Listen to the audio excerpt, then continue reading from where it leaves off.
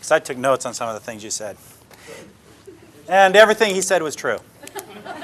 Okay? And it was right, and it was correct. And I'm just going to give you a few ideas. I'm going to tell you a few examples, but first I'm going to give you a little information. As was said earlier, I've interviewed thousands of people. I've interviewed people with foreign police departments. When I was in the Navy, I was in law enforcement, and I was a criminal investigator.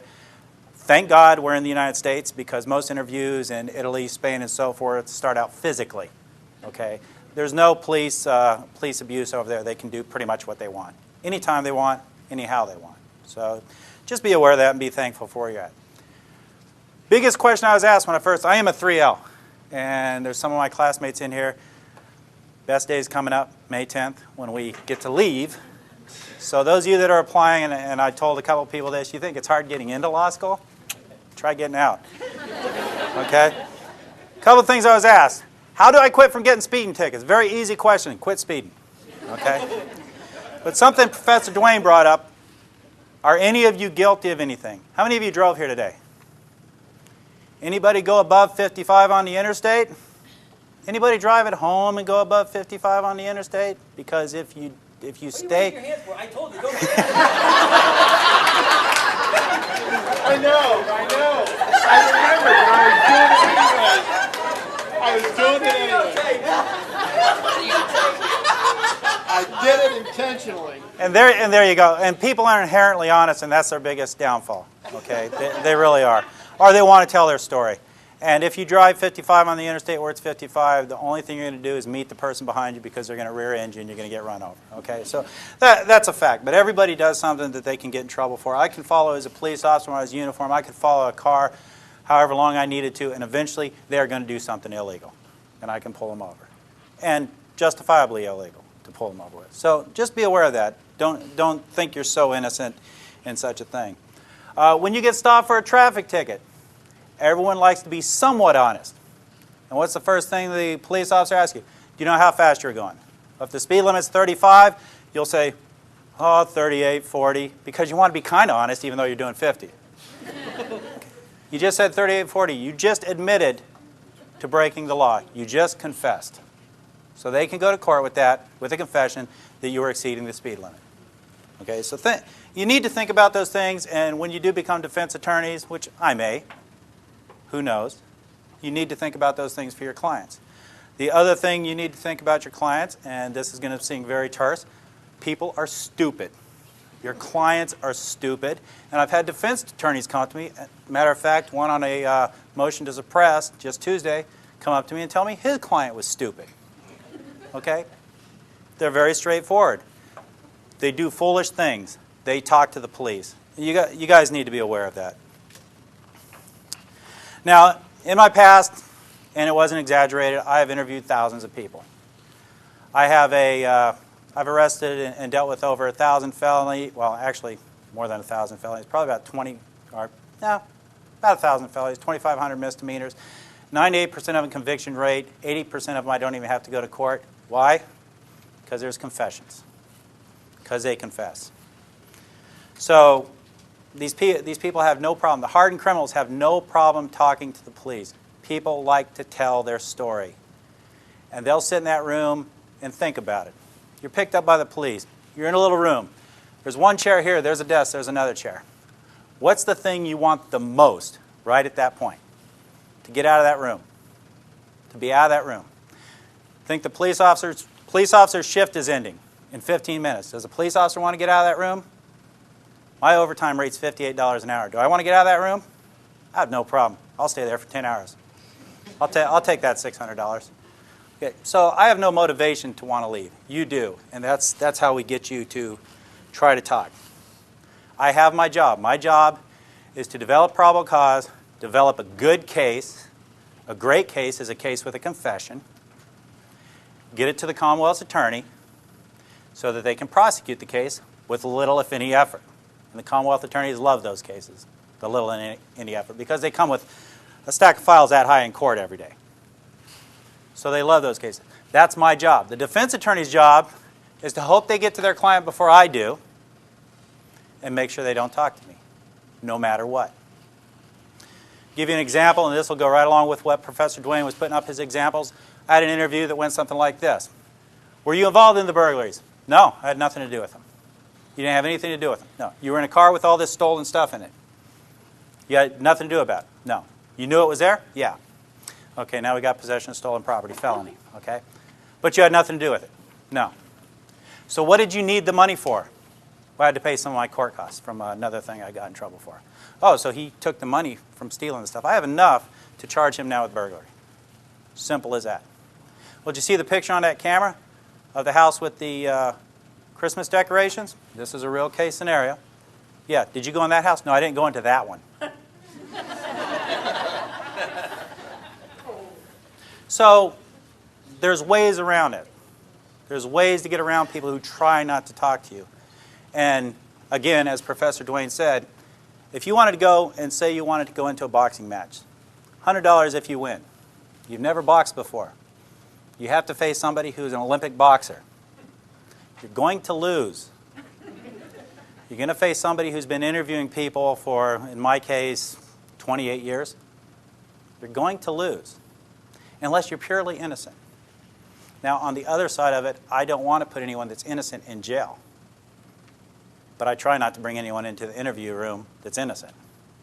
And there are a couple that I have let walk away because they were innocent. Okay, the interviews. How do we approach the interviews? There's a number of ways to approach interviews. There's a number of types of people that I deal with. First thing I do, anyone know what they get told first when they're in an interview? Miranda. Miranda warning. Okay, it's not a right. You don't have a right to Miranda. Those rights have always been there. It's called the Constitution. You're just teaching, you're doing a real quick class on the Constitution for these people. Usually they don't listen to it. And this is the way I give my Miranda warning.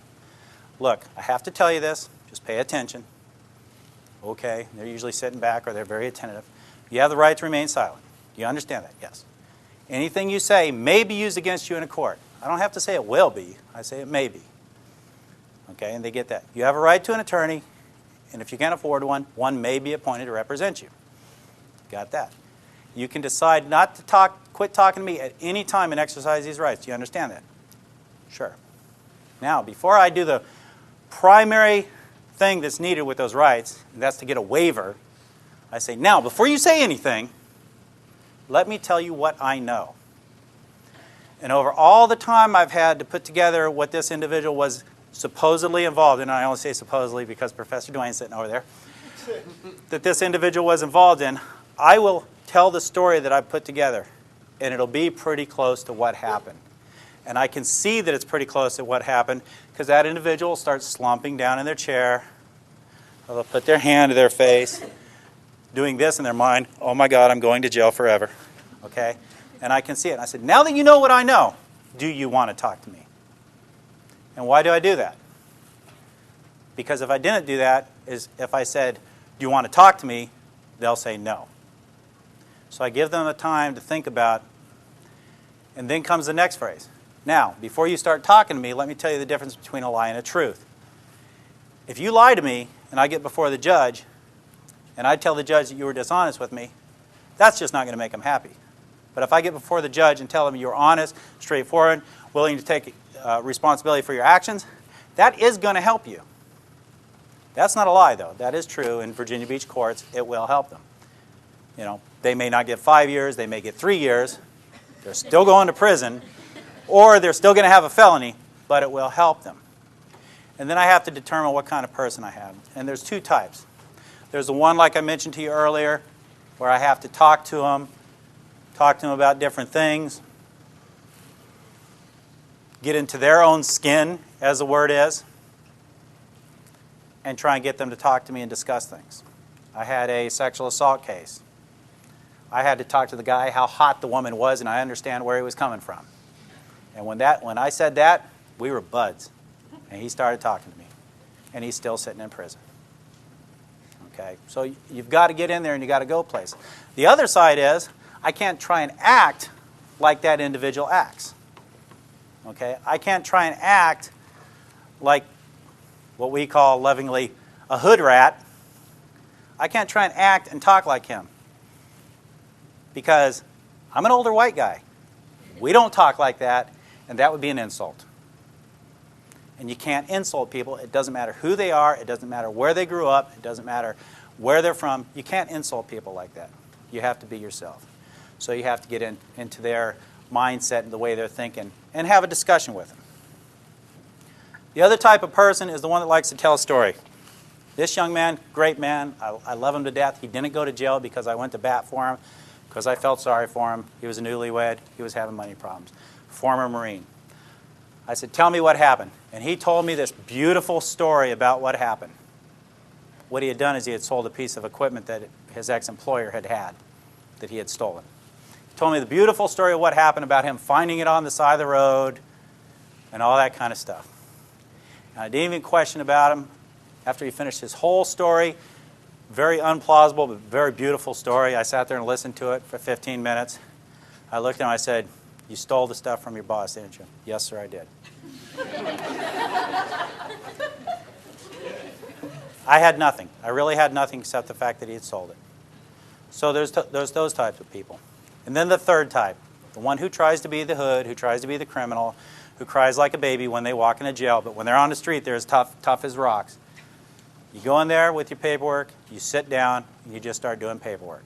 And usually I have a videotape sitting on top of it, just for measure, so they think I have a videotape. And you just sit there. Don't tell them Miranda. Just sit there and wait for them to start talking, because they will. They want to talk. People want to communicate. They hate silence. That's why when people speak, you hear, when they're talking, because they need to fill that void with something. People hate silence. So that's the other one. So that's another way. So you see how there's an unlevel playing field here. Even with the most educated individual, there's an unlevel playing field. If you talk to the police, everything's going to be written down. If you get pulled over for a ticket, they give you the ticket, and you pull off. You ever see the cop pull off right after you? Usually not. That's because on the back of their ticket, they're writing down everything you said. And it's going to come into court if you go to court. Everything that's said, I write down. Every phone call I make has to have a listening device on it. Is that illegal? How many parties need to know that a phone conversation in Virginia is being recorded? One. Me. I knew it was recorded. I get many, many confessions over the phone.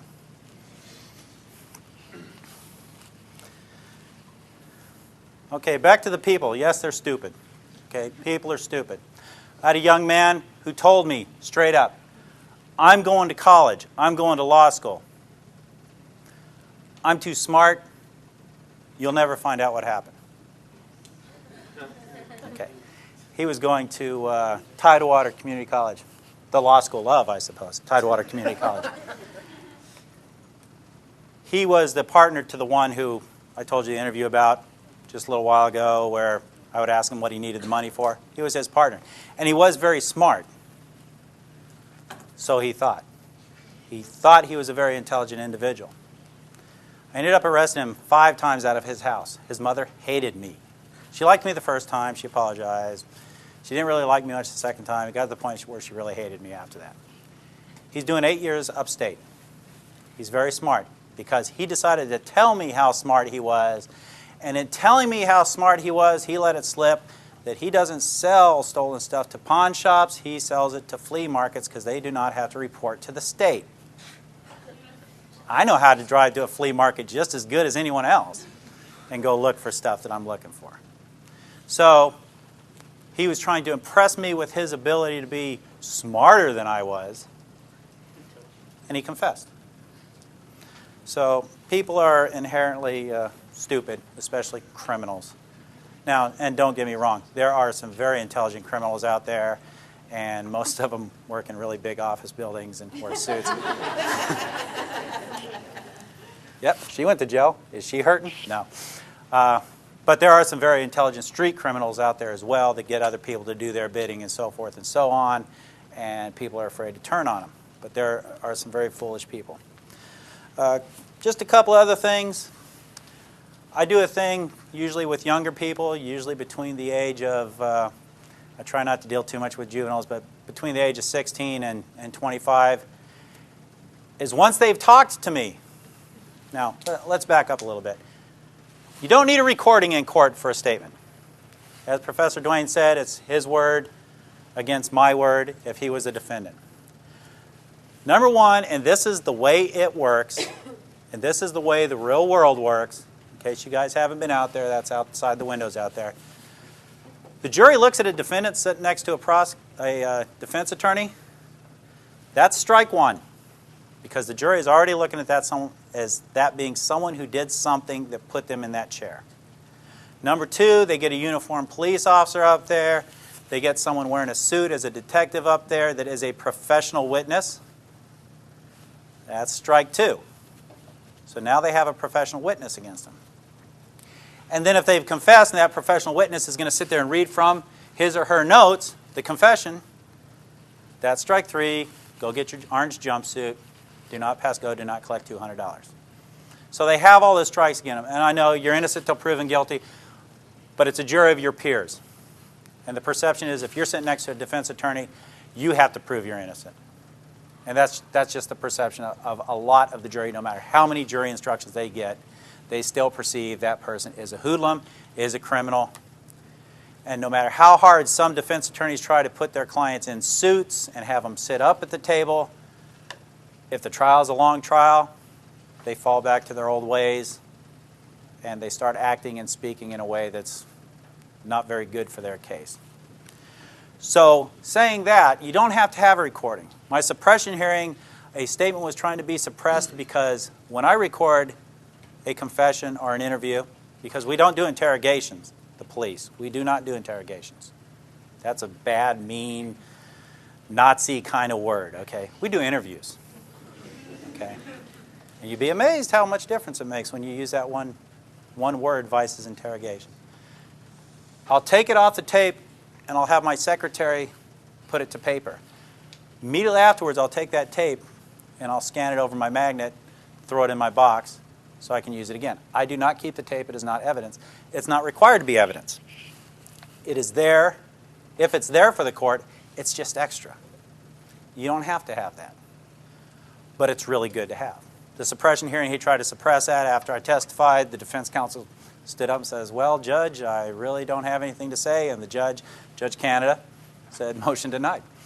And let's move on and go to court. So you don't have to have recordings. You don't have to have videotapes. The police videotapes, that's just extra. If you got that police officer sitting there testifying, you don't have to have that videotape. You got the guy that was right there to tell you what happened. But it's always nice to have those extra things. And what I do for these young people is I'll say, look, the person who you broke into their house are very upset. They're very angry because you sold their stuff to the pawn shop. Pawn shop stuff, sold them. They don't get their stuff back. They're very angry. They want you to go to prison. Okay? They may be very angry. They want you to go to prison. They may want to. To lessen that, that's the start of what's commonly known as a lie, because we are allowed to lie in interviews. To lessen that, you might want to make them happy. And the reason that's a lie is because when it is a felony in the Commonwealth of Virginia, the victim has nothing to do with the prosecution or how long the people go to prison or any of that kind of stuff. We're prosecuting them, not the victim. But to lessen that, what I'd like you to do is write an apology letter to the person whose house you broke into. Just write it out. Well, how do I write it? In your own words. Just write, I'm sorry for what I did. Then say that, when I broke into your house the other night, whatever. They write it out. They sign it. I sign it as a witness. I put the date and the time that it was written. I give it to the Commonwealth's attorney. It's entered as evidence as a written confession in the person's own handwriting. I don't type it up again and have them sign it. In their handwriting, a written confession. Is that person going to get convicted? I have never seen them not get convicted on that. On an apology letter. So, in support of Professor Duane, everything he says is right. That's what I do. Now, to take away the support, I don't try and send innocent people to jail. That's it. That's all I have. Any questions or anything like that? Sir?